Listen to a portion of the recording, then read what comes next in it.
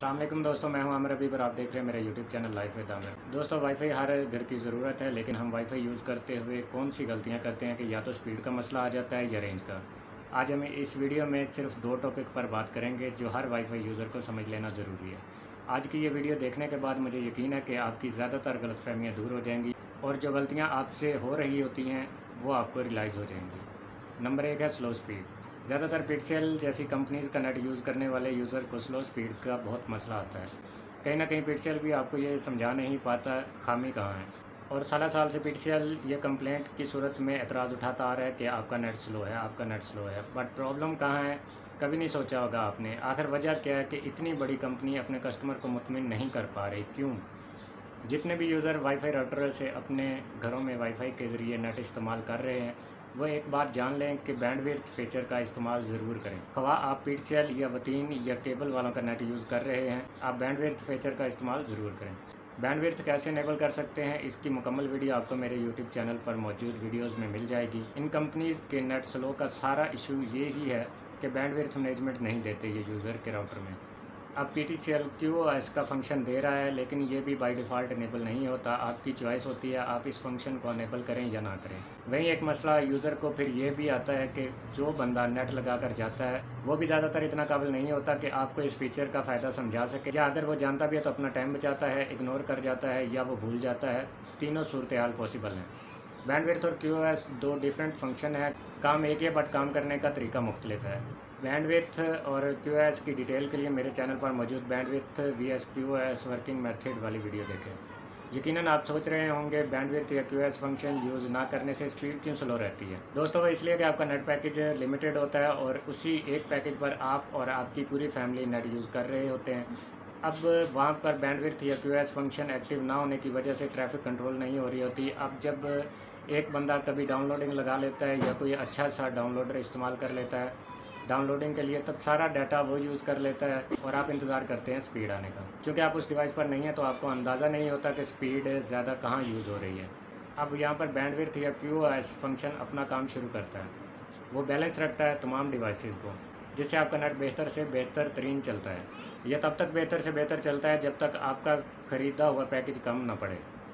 अब ये भी एक वजह है नेट के स्लो होने की कि अगर आपका पैकेज एक टाइम पर 4 यूज़र का लोड उठा सकता है और आप 10 लोग कनेक्ट हो जाते हैं, लेकिन फिर भी बैंडविड्थ या QoS फंक्शन आपके लिए बहुत कारआमद है।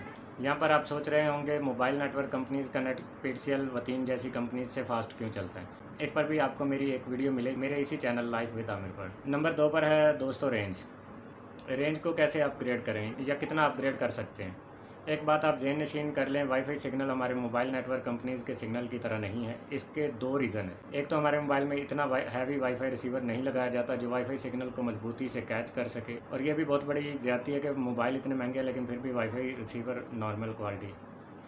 अब यहाँ भी मसला है कि कंपनीज़ क्यों वाईफाई रिसीवर हाई क्वालिटी नहीं लगाती, क्योंकि कंपनीज़ ये समझती हैं कि वाईफाई सिर्फ घर के अंदर ही चलाना है। घर के अंदर वाईफाई यूज़ करने के लिए ये वाईफाई कार्ड ठीक है, महंगा कार्ड लगाकर अपना पैसा ज़ाय मत करें। इससे कंपनीज़ थोड़ा पैसा बचा लेती हैं। दूसरा रीज़न ये है कि वाईफाई सिग्नल लो क्वालिटी हैं, या यूँ कह लें कि लो स्ट्रेंथ सिग्नल है। इसको दीवारें तोड़ देती हैं, ये दीवार क्रॉस नहीं कर सकते। ये सवाल मुझसे अक्सर किया जाता है, आमिर भाई मोबाइल पर हमें 500 मीटर तक नेट चलाना है। अब इस सोच पर आप लोग महंगे और ज़्यादा रेंज वाले वाईफाई राउटर ख़रीदते हैं, लेकिन मिलती है मायूसी। वह इसलिए कि जो आप सोच रहे हैं वो अभी तक इस दौर में पॉसिबल नहीं है। May be next technology upgrade हो जाए और आपको ऐसे राउटर मिलना शुरू हो जाए। अब यहीं पर आप ये सोच रहे होंगे कि फिर कंपनीज़ क्यों 13-13 किलोमीटर वाले राउटर सेल कर रही हैं और वो कैसे कनेक्ट हो रहे हैं।